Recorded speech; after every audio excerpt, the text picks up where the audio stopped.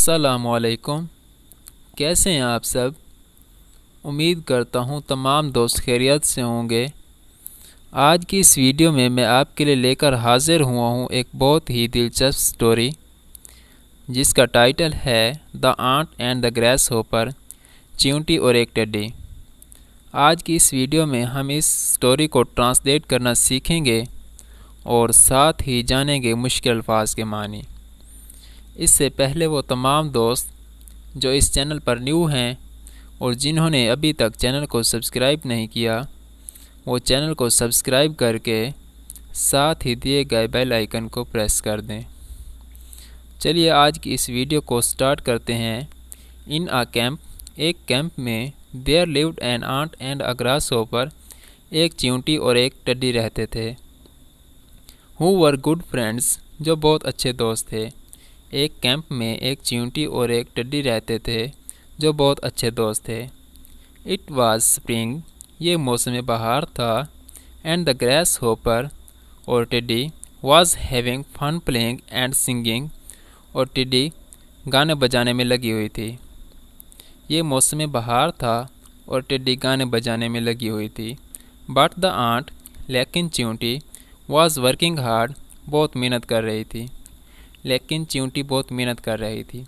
It was collecting food, वो खाना इकट्ठा कर रही थी। And storing it in its house, और उसे अपने घर में महफूज कर रही थी।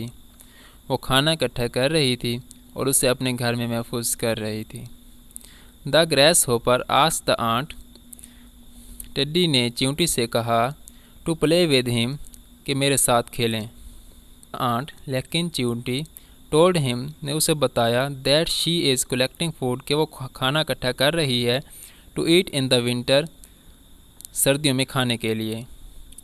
लेकिन चींटी ने उसे बताया कि वो सर्दियों में खाने के लिए खाना इकट्ठा कर रही है। The grasshopper laughed at the ant, टेडी ने चींटी पर हंसा।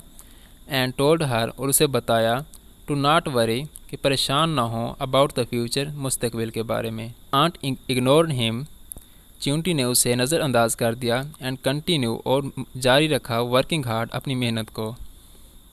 विंटर केम, मौसम सरमा आ गया। एंड द ग्रास होपर और टेडी did not find any food to eat, को खाने को कुछ ना मिला। मौसम सरमा आ गया और टेडी को खाने को कुछ ना मिला। इट स्टार्ड, उसे भूख लगी हुई थी। एंड बिकेम वेरी वीक, और बहुत कमज़ोर था। उसे भूख लगी हुई थी और बहुत कमज़ोर था। The grass hopper knew that, टिड्डी को ये मालूम था, he should have prepared himself, कि उसे अपने आप को तैयार करना चाहिए था, फॉर द विंटर, मौसम सरमा के लिए।